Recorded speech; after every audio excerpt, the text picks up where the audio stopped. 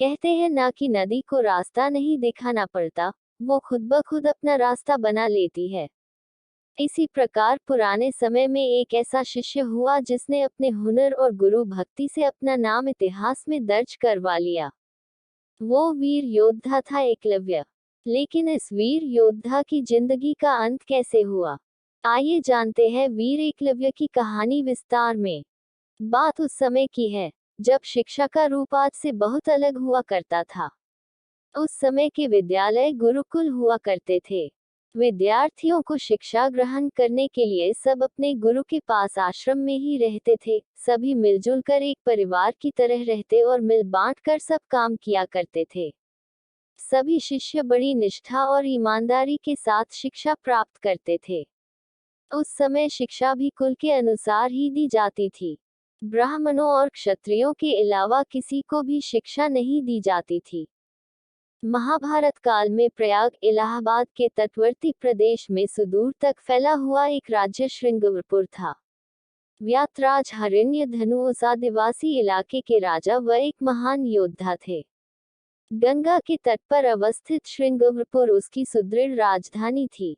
उस समय श्रृंगवरपुर राज्य की शक्ति मगध, हस्तिनापुर, मथुरा, चेदी और चंद्री आदि बड़े राज्यों के समकक्ष थी। निषाद राज हिरण्यधनु और रानी सुलेखा व उनकी प्रजा सुखी और संपन्न थी। निषाद राज हिरण्यधनु की रानी सुलेखा ने एक पुत्र को जन्म दिया जिसका नाम अभिद्युम्न रखा गया। बचपन में वह अभय के नाम से जाना जाता था। बचपन में जब अभय शिक्षा के लिए अपने कुल के गुरुकुल में गया तो अस्त्र शस्त्र विद्या में बालक की लगन और एकनिष्ठता को देखते हुए गुरु ने बालक को एकलव्य नाम से संबोधित किया। सारी शिक्षाएं प्राप्त कर एकलव्य युवा हो गया तब उसका विवाह हिरण्यधनु के एक निषाद मित्र की कन्या सुनीता से हुआ। एकलव्य को अपनी धनुर्विद्या से संतुष्टि न थी, इस कारण धनुर्विद्या की उच्च शिक्षा प्राप्त करने के लिए उसे उस समय धनुर्विद्या में दक्ष गुरु द्रोण के पास जाने का फैसला किया। एकलव्य के पिता जानते थे कि द्रोणाचार्य केवल ब्राह्मण तथा क्षत्रिय वर्ग को ही शिक्षा देते हैं और उन्होंने एकलव्य को भी इस बारे में बताया, परंतु धनुर्विद्या सीखने की धुन और द्रोणाचार्य को अपनी कलाओं से प्रभावित करने की सोच लेकर उनके पास गया। परंतु ऐसा कुछ भी न हुआ और गुरु द्रोणाचार्य ने उसे धनुष विद्या देने से इनकार कर दिया। एकलव्य इस बात से तानिक भी आहत न हुआ और उसने वही जंगल में रहकर धनुर्विद्या प्राप्त करने की ठान ली। उसने जंगल में द्रोणाचार्य की एक मूर्ति बनाई और उन्हीं का ध्यान कर धनुर्विद्या में महारत हासिल कर ली। एक दिन आचार्य द्रोण अपने शिष्यों और एक कुत्ते के साथ आखेट के लिए उसी वन में पहुंच गए जहां एकलव्य रहते थे। उनका कुत्ता राह भटक कर एकलव्य के आश्रम पहुंच गया और भौंकने लगा। एकलव्य उस समय धनुर्विद्या का अभ्यास कर रहे थे। कुत्ते के भौंकने की आवाज से एकलव्य की साधना में बाधा पड़ रही थी। अतः उसने ऐसे बाण चलाए कि कुत्ते को जरा सी खरोंच भी नहीं आई और कुत्ते का मुंह भी बंद हो गया। एकलव्य ने इस कौशल से बाण चलाए थे कि कुत्ते को किसी प्रकार की चोट नहीं लगी और अपने बाणों से कुत्ते का मुंह बंद कर दिया। कुत्ता द्रोण के पास भागा।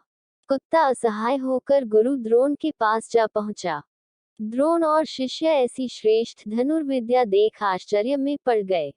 वे उस महान धनुर्धर को खोजते खोजते एकलव्य के आश्रम पहुंचे और देखा कि एकलव्य ऐसे बाण चला रहा है जो कोई चोटी का योद्धा भी नहीं चला सका। उन्हें ये जानकर और भी आश्चर्य हुआ कि द्रोणाचार्य को मानस गुरु मानकर एकलव्य ने स्वयं ही अभ्यास से यह विद्या प्राप्त की है।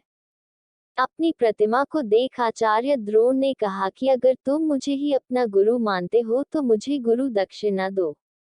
एकलव्य ने अपने प्राण तक देने की बात कर दी।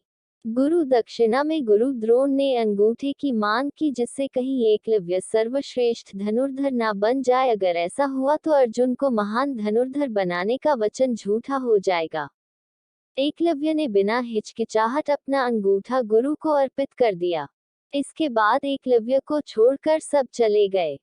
एक पुरानी कथा के अनुसार इसका एक सांकेतिक अर्थ ये भी हो सकता है कि एकलव्य को अति मेधावी जानकर द्रोणाचार्य ने उसे बिना अंगूठे के धनुष चलाने की विशेष विद्या का दान दिया हो।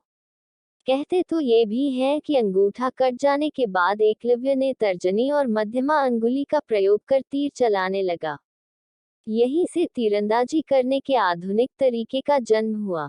अतः एकलव्य को आधुनिक तीरंदाजी का जनक कहना उचित होगा। निस्संदेह ये बेहतर तरीका है और आजकल तीरंदाजी इसी तरह से होती है। बाद में एकलव्य श्रृंगबेर राज्य वापस आ गए और वहीं रहने लगे। पिता की मृत्यु के बाद वहां का शासक बन गए और अमात्य परिषद की मंत्रणा से वह न केवल अपने राज्य का संचालन करते, बल्कि निषाद भीलों की एक सशक्त सेना और नौसेना गठित कर ली और अपने राज्य की सीमाओं का विस्तार किया। इंटरनेट पर उपलब्ध जानकारी के अनुसार निषाद वंश का राजा बनने के बाद एकलव्य ने जरासंध की सेना की तरफ से मथुरा पर आक्रमण कर यादव सेना का लगभग सफाया कर दिया था। यादव वंश में हाहाकार मचने के बाद जब कृष्ण ने दाहिने हाथ में महज 4 अंगुलियों के सहारे धनुष बाण चलाते हुए एकलव्य को देखा तो उन्हें इस दृश्य पर विश्वास ही नहीं हुआ।